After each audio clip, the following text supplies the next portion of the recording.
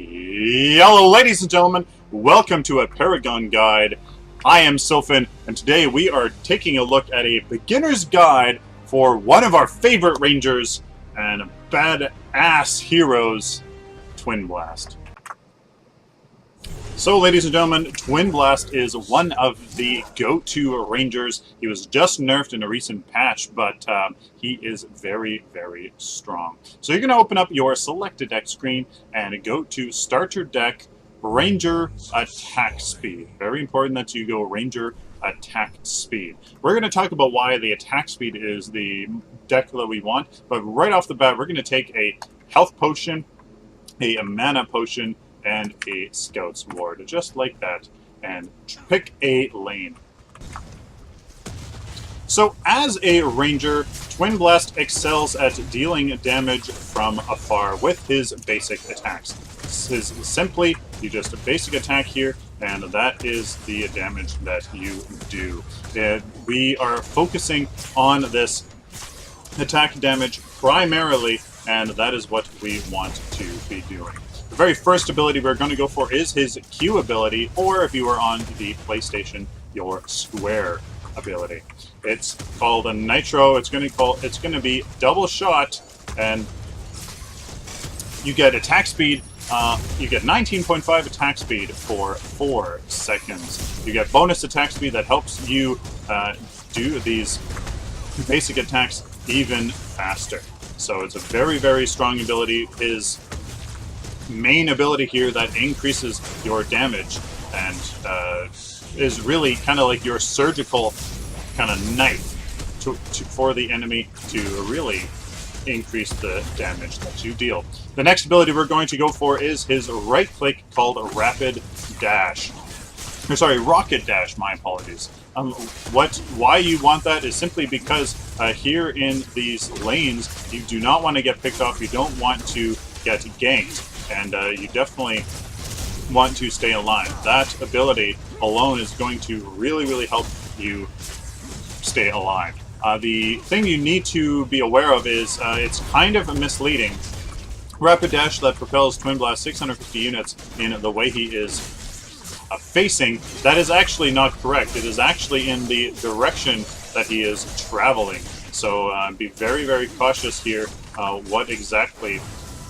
where exactly you are moving, because you actually go in the direction that you're traveling. If you're going forward but facing backwards, if you're facing forwards but going backwards, now you push my right click, as you can see there, you go backwards. So the tooltip is wrong. It's in the direction he is traveling. The third ability we're going to get here is the Grenade. That deals 12.5 physical damage, so not very much, but the more important part is it slows the enemy down. It's a bit tricky to use, not that difficult at all, but is something that you need to place carefully, and if you're going to use it well. Obviously, you want to use it kind of in front of the enemy if they are trying to retreat, as his howitzer is trying to do. Definitely should not have done that at all. So just it's a bit tricky, so there is a learning curve for that ability. As for skill priority here, now that we've unlocked all of his abilities, we're going to go and be focusing completely on his Q. The skill priority is going to be his Q, his right click, and then his E. Of course, you always want to upgrade your ultimate whenever possible. So we have a Scout's Ward here. Oh, let me just deal with this Polari a little bit. Going to try to back up and retreat there, so let's see if we can...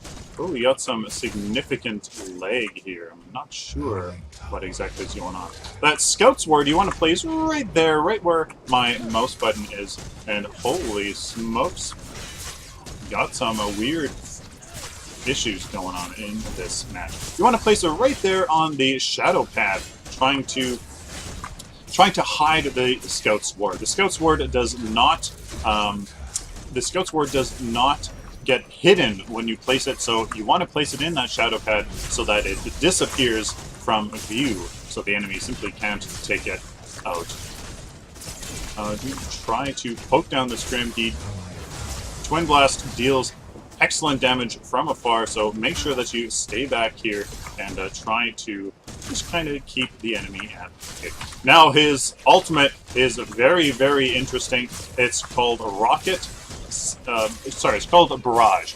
You shoot a rocket salvo that pierces enemy minions and deals 34 physical damage. So here we go. I'm going to try to use my grenade on the Grim, but no, wasn't able to get it far enough behind him to do anything.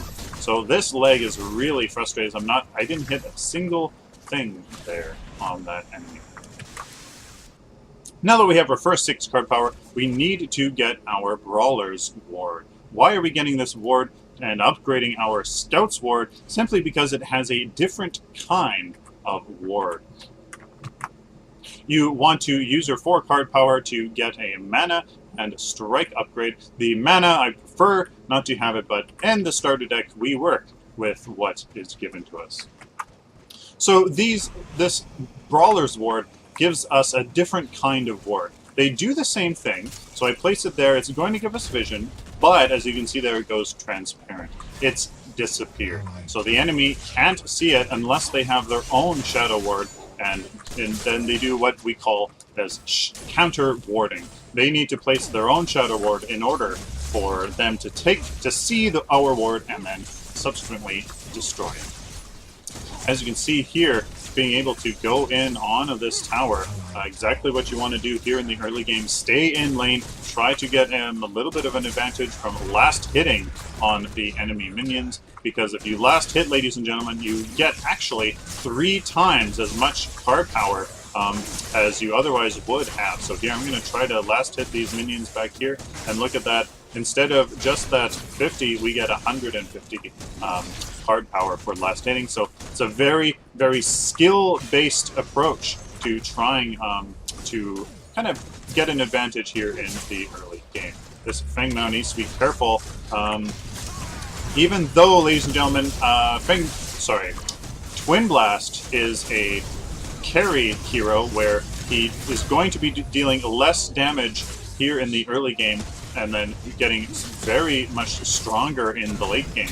You have to be very careful here in the early game with how much damage you're doing and trying to get an advantage as much as possible. You are weaker, so you have to keep that in mind. I'm trying to use my grenade. He did walk into it. Let's see if I can use my Q here, that increased attack speed, to finish off this howitzer. Looks like I certainly will be able to. Yeah, there we go. Able to finish off this howitzer. There we go. The last hit. You also get increased.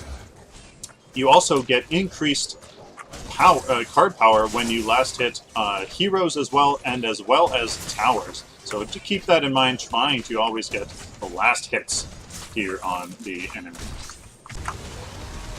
Now that we have 6 card power from continuing to push that lane and destroying that tower, we are very much able to finish off this Brawler's Ward and go into our very first card. So we need to find the Wind Carver Blade that has 2 kinetic upgrades. As you can see there, they're right at the bottom of the kind of info tip. You can see that there's 2 kinetic upgrades. Please go and equip that one. Why do we want these 2 kinetic upgrades? Simply because as a ranger, attack speed multiplies your damage. It doesn't actually multiply, but it has a multiplication effect, kind of, that really amplifies your damage much more than crit does. As you can see, we have an okay attack speed, but getting a little bit of attack speed and focusing on it primarily is the single biggest stat that's going to increase your damage as TwinBlast. So that is why we went with the attack speed build instead of that crit-based starter deck.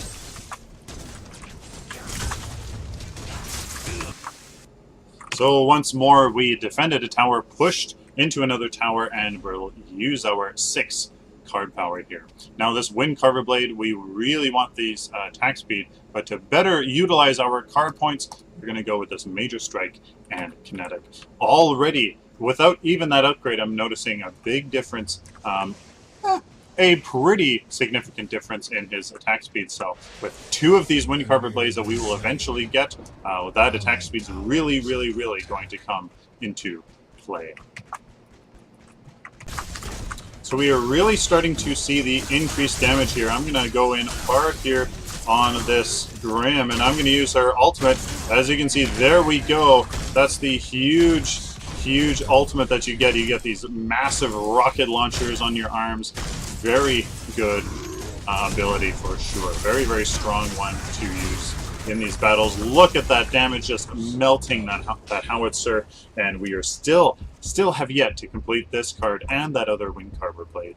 Absolutely fantastic. One thing I need to mention though, sorry for that flickering, that's very annoying. One thing you need to realize is that your ultimate can benefit from your Q, and you can use your Q while you are using your ultimate. So if you should really get as much, if you want to get your ultimate out faster on a target, use your Q to increase that attack speed. So there you go. There's all of that attack speed, 33 attack speed, and that's going to be absolutely huge. Next, we're going for the Spear of the Rift Hunter to get crit, which is also very important to Ranger. You want to be able to crit on all of those basic attacks that you are throwing down range, so simply get that Spear of the Rift Runner with a wound. Automatically, all of a sudden, we have a 9% crit chance, which is going to really boost our damage here when we are sending all of those attack speeds, or all of those basic attacks downrange. Something I always recommend is whenever you are going past your harvesters here in the jungle, stop by and grab them, especially if they are pretty much anywhere above half full. Your jungler is probably busy with trying to gank an enemy hero, trying to make some play happen, trying to do what a jungler does. So do him a favor, and him or her, and yeah, grab those harvesters if you can. So as you can see, look at this attack speed already, ladies and gentlemen. Much improved, and we're going to be able to do a monstrous amounts of damage here.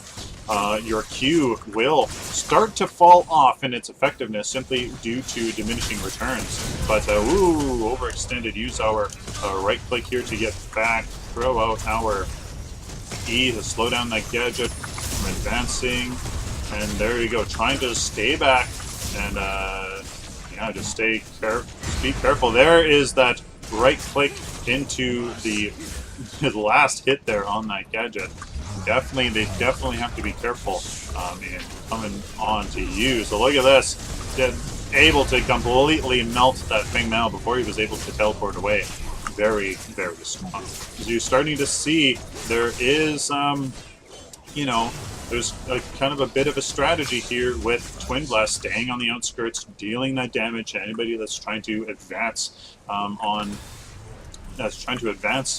you, and then kind of, you know, either leaping forward if you want to be really aggressive and dealing all that damage with a Q as you surgically increase your attack speed on one target just for 4 seconds of tons more attack speed. It's a very, very strong strategy that I would suggest you try to do, you know, rotating forward a bit, doing some damage and pulling back, and then getting that good judgment of when do I really engage hard on the enemy. So with 6 card power from getting that tower down, we're going to have Major Wound and this Minor Wound. Look at this, 27% crit chance already.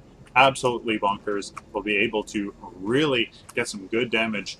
That's 50% more damage when you crit that you otherwise would have been losing out on. So definitely a very good stat to get. Alright, we have this gadget here that I want to take out myself. It was not a good start to the engagement. She surprised me coming out of the bushes there, but look at that. Completely melts, and we're even tanking this minion wave. With TwinBlast, you are pretty vulnerable. You are not the healthiest of heroes whatsoever, and all pure damage builds have been nerfed. So I have done what I can here in this build to try to get a little bit of health there in the end game when there's going to be a ton of damage flying across the battlefield. So even somebody like this Kalari, I'm going to be very aggressive here. Try to see if she wants to stay inside my... Ooh, and she can certainly come back to me. Let's place a ward and try to reveal her. But no, she has left. Your special words here, the shadow wards will reveal a Kalari. So definitely something I should have placed there when I was all alone by myself in that lane. Looks like our Rampage needs help here. Let's see how fast we can melt down this gadget. Yeah, look at that. Very, very strong when you have a Rampage there to stun the enemy. I am low health, so I need to be very careful here inside this. Kind of sit back and do my damage. With 7 card power and such low health, I'm going to definitely... Oh no! I used my right click too early, and I wasn't traveling in the appropriate direction. And have to be very careful here with TwinBlast. He is not very tanky. Now that we have a good amount of our starting attack speed and a good amount of crit chance, we have to go back to our primary stat here, the Wind Carver Blade, and really get this attack speed up. Use that 4 card power to get some strike, as you'll finish it off with this major kinetic for some more attack speed. If you take a look in the jungles, you will see that there are 2 special camps. There's a blue camp and there's a red camp. Now each camp does something different, and this red camp will give you additional damage and additional movement speed when you hit the enemy. So as you can see, bonus damage and movement speed on hit is going to be very, very strong for us as TwinBlast. It's going to enable us to kind of dive in and out of basic attack range and do that damage to the enemy. Let's see if this Murdoch can... yeah, this howitzer is done for. Take a look at that. 2 crits in a row, 157. Very, very strong. That red buff would have enabled us to chase that howitzer right to the end of the earth of Agora, and very, very strong. Out of the 2 buffs, this is the one that suits TwinBlast much, much more. Here is the last major kinetic here in this Wind Carver Blade. 160 attack speed. Going to be crazy. I believe that attack speed is increased by our red buff, because it also gives attack speed, I believe, because I don't think that we have... Yeah, we definitely don't. We have 33 attack speed plus 27.5, so that is quite a bit of attack speed. That's really going to amplify our damage tons. So let's see here on a 1v1, who is going to win at this point here. He started with his ultimate, used my Q though. Look at that, completely melted. Wow, that damage is monstrous. Look at how fast our basic attack is going.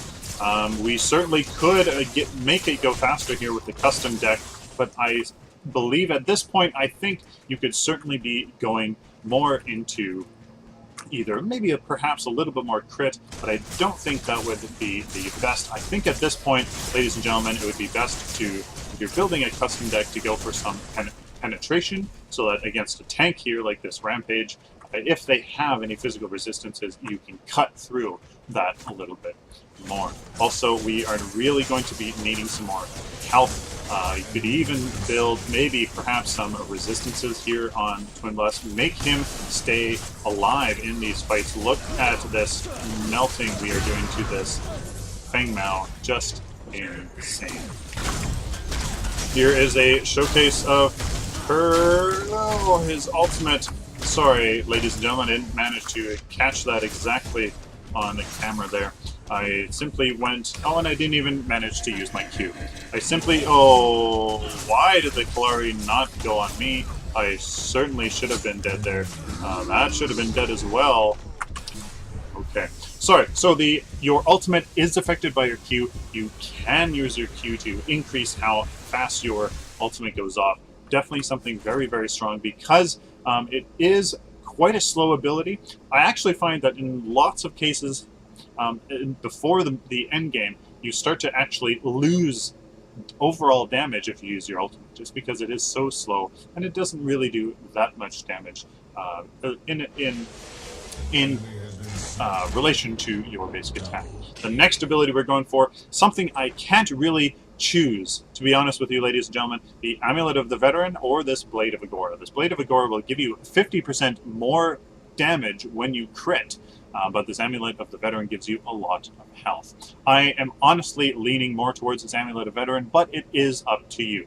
If you have a very good team, a very good front line that is really taking all that damage for you, go ahead and use this Blade of Agora, but I think in today's meta and how the game is changing, you're going to want to actually go for more sustain. So this Amulet of the Veteran here is going to be the choice of card in this situation, because look at all this health that we're going to have. Already 300 more health.